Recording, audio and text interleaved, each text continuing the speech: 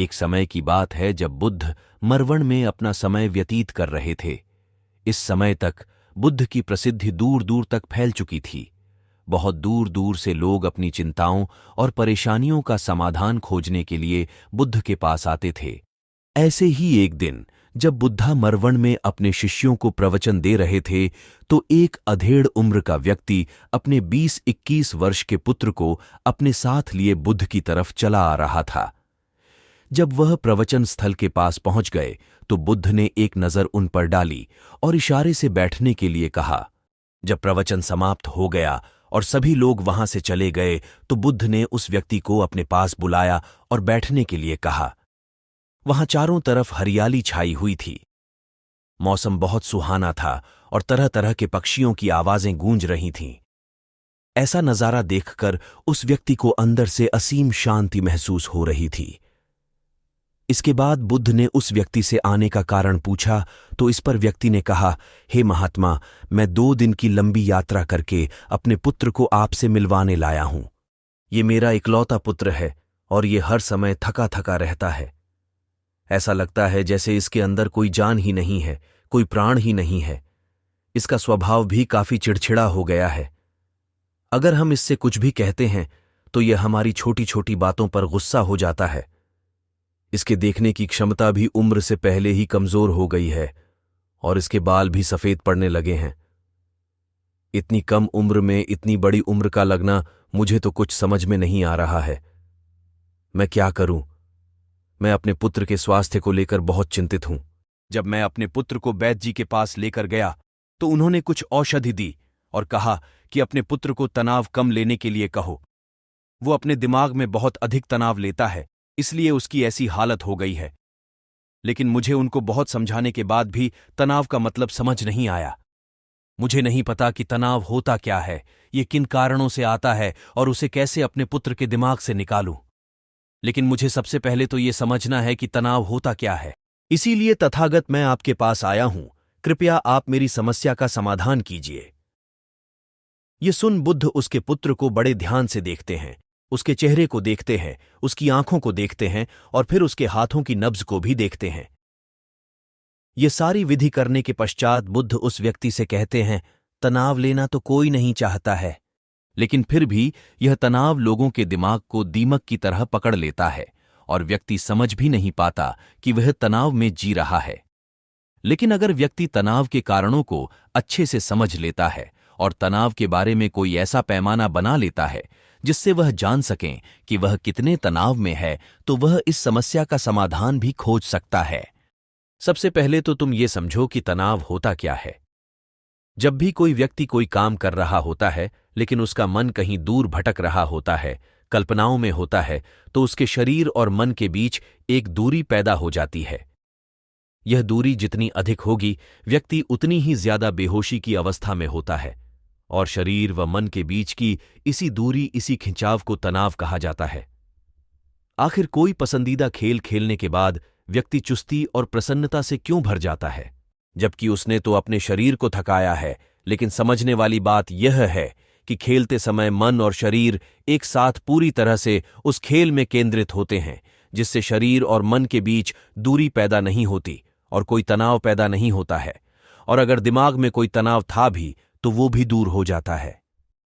लेकिन इसके विपरीत जब हम कोई ऐसा काम करते हैं जो हमें पसंद नहीं है, तो हमारा शरीर तो उस काम को कर रहा होता है, लेकिन हमारा मन कहीं दूर कल्पनाओं में भटक रहा होता है, जिससे शरीर और मन के बीच एक दूरी पैदा हो गई और तनाव ने जन्म ले लिया।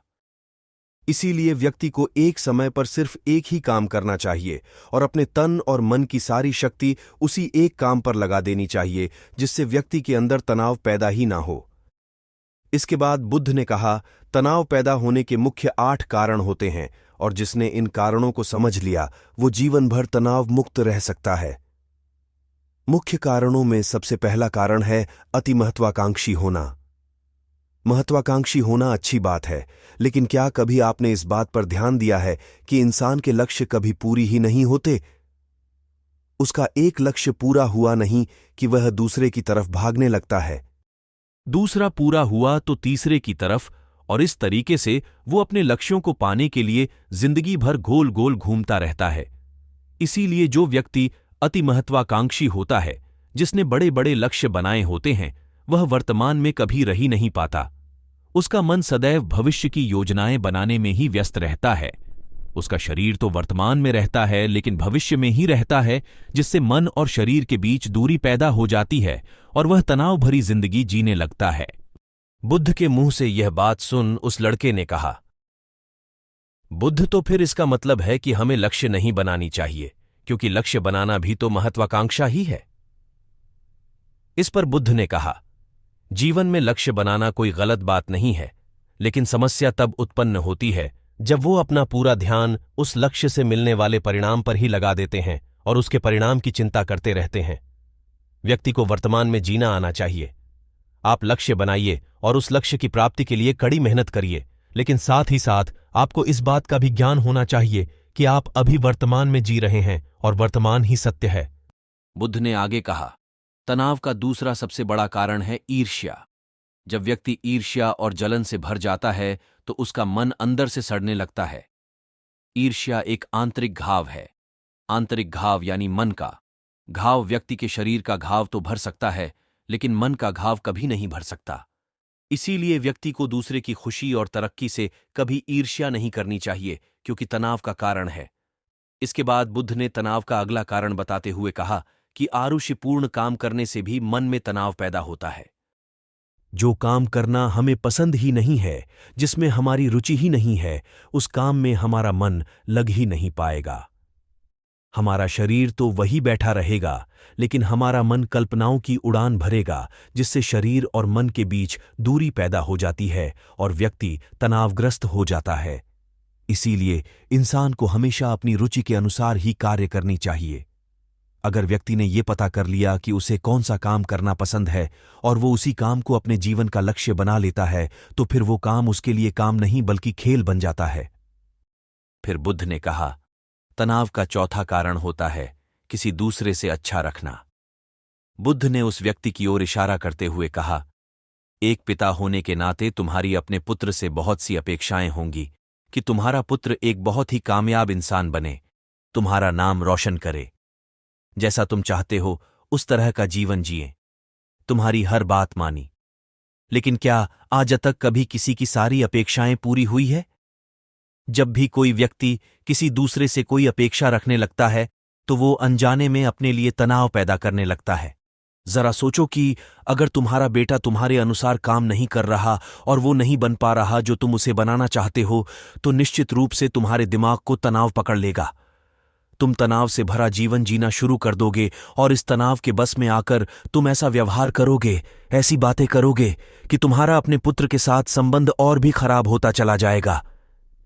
इसीलिए व्यक्ति को जितना हो सके उतनी कम अपेक्षाएं दूसरों से रखनी चाहिए, और अगर पूरी तरह से तनाव मुक्त रहना है तो दूसरों से अपेक्षा रखना ही बंद कर दो। इसके बाद बुद्ध ने कहा कि शारीरिक कष्ट भी इंसान के तनाव का एक कारण होता है। जब व्यक्ति किसी शारीरिक पीड़ा से गुजर रहा होता है तो उसका पूरा ध्यान बस अपने उस शारीरिक दर्द पर होता है और वो पूरे दिन बस उसी के बारे में सोचता रहता है, जिससे उसका मन दुख के विचारों से भर जाता है और ऐसी स्थिति में व्यक्ति तनावग्रस्त रहने लगता है। यह सुन उस व्यक्ति ने कहा कि हे बुद्ध, शारीरिक दुख तो किसी भी व्यक्ति को हो सकता है, तो फिर क्या हुआ? व्यक्ति जीवन भर तनाव में ही जिएगा? इसका जवाब देते हुए बुद्ध ने कहा कि इंसान को ये बात समझनी चाहिए कि हमारा जीवन दुखों का आधार है। जैसे जैसे हमारा जीवन आगे बढ़ता है वैसे वैसे इसमें दुख आते हैं, बीमारियां आती है और फिर अंत में मृत्यु भी आती है। तो बीमारियां इंसान के जीवन का अभिन्न अंग है, कोई इनसे बच नहीं सकता। बस किसी किसी के जीवन में ये समय से पहले आ जाती है तो किसी के बाद में पढ़ाती सबको है। जब इंसान का मन इस बात को अच्छे से समझ लेगा तो फिर वह अपनी बीमारी के बारे में सोच सोच कर ज्यादा तनाव नहीं लेगा, क्योंकि यह हमारे जीवन का अभिन्न हिस्सा है और इसके लिए व्यक्ति को शारीरिक रूप से भी अभ्यास करते रहना चाहिए।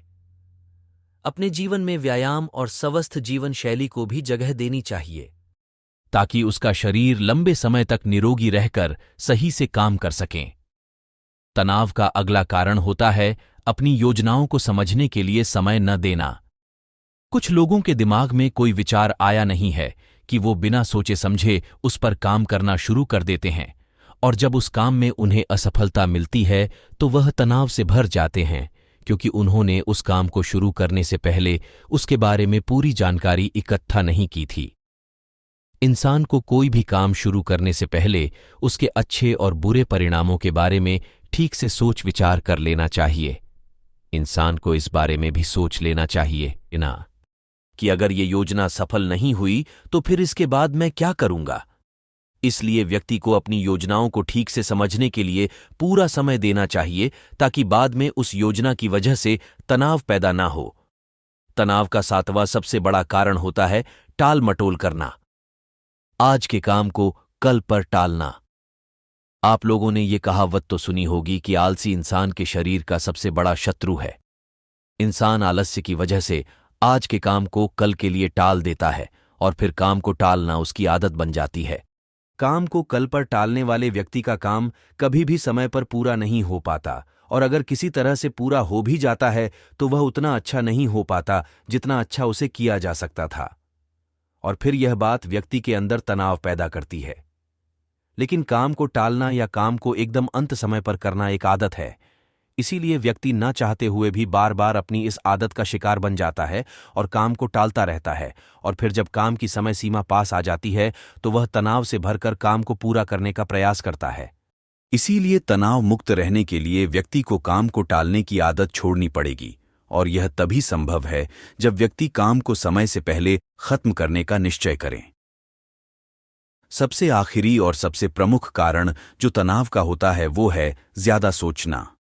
लगातार सोचते रहना भी एक बीमारी है, और यह उस व्यक्ति में सबसे ज्यादा पाई जाती है जो कपोल कल्पनाएं करता है, जो अतीत की घटनाओं और भविष्य की बातों के बारे में सोचता रहता है, जो बेवजह के अनुमान लगाता रहता है। इसीलिए व्यक्ति को ज्यादा सोचने की आदत पर लगाम लगाना चाहिए। इसके लिए जितना हो सके खुद को काम में व्यस्त रखना चाहिए, और हर दिन ध्यान का अभ्यास करने को अपने जीवन का हिस्सा बना लेना चाहिए। बुद्ध के मुंह से यह सारी बातें सुनकर उस व्यक्ति ने हाथ जोड़कर कहा, बुद्ध, मेरा पुत्र तो अभी मात्र 20 वर्ष का ही है, और इसमें अभी इतनी समझ भी नहीं है कि यह आपकी बताई सारी बातों का एक साथ पालन कर सकें। आप कृपया करके तनाव मुक्त रहने का कोई आसान सा तरीका बता दें, जिससे मेरा बेटा उसका अनुसरण भी कर सके और तनाव मुक्त भी रह सके। उस व्यक्ति की यह प्रार्थना सुन बुद्धि ने कुछ सोचते हुए जवाब दिया, अगर तुम इतनी सारी बातों का पालन नहीं कर सकते तो इसके लिए एक बहुत ही आसान विधि है। तुम एक बार में एक काम को करने पर ध्यान लगाओ, उस समय पर सिर्फ उसी काम को करो, सिर्फ उस पर ही अपना पूरा ध्यान लगाओ, और अगर तुम्हारा मन इधर उधर भटक जाता है तो जैसे ही तुम्हें याद आए उसे वापस फिर उसी काम में लगा दो। ये सबसे आसान और अच्छा तरीका है तनाव मुक्त रहने का। जब तुम भोजन करो तो उस समय सिर्फ भोजन ही करो, उसके पूरे स्वाद का आनंद लो, उसी अनुभव करो। जब चलो तो अपना पूरा ध्यान सिर्फ चलने लगा दो। इससे तुम्हारा मन और तुम्हारा शरीर दोनों एक जगह पर केंद्रित रहेंगे। दोनों के बीच दूरी पैदा नहीं होगी, जो कि तनाव का मुख्य कारण होती है। दोस्तों, आज की युवा पीढ़ी एक ही समय पर 2-2, 3-3 काम करने के आदी हो चुकी है, जैसे फोन पर बात करते हुए गाड़ी चलाना, खाना खाते हुए टीवी देखना, ये फोन चलाना, और फिर इनकी शिकायत रहती है कि मैं तनाव में जी रहा हूं, मेरा मन शांत रहता है, मैं चिड़चिड़ा सा हो गया हूं। जब कोई व्यक्ति एक ही समय पर 3-3 काम करेगा तो तनाव पैदा होना तो स्वाभाविक है, क्योंकि दिमाग तो एक समय पर पूरा ध्यान लगाकर सिर्फ एक ही काम कर सकता है। पूर्ण रूप से एक ही समय पर 2 कामों पर ध्यान कभी नहीं लग सकता। इसलिए जहां तक संभव हो सके एक समय पर सिर्फ एक ही काम करने का प्रयास करें, वो भी पूरे ध्यान के साथ।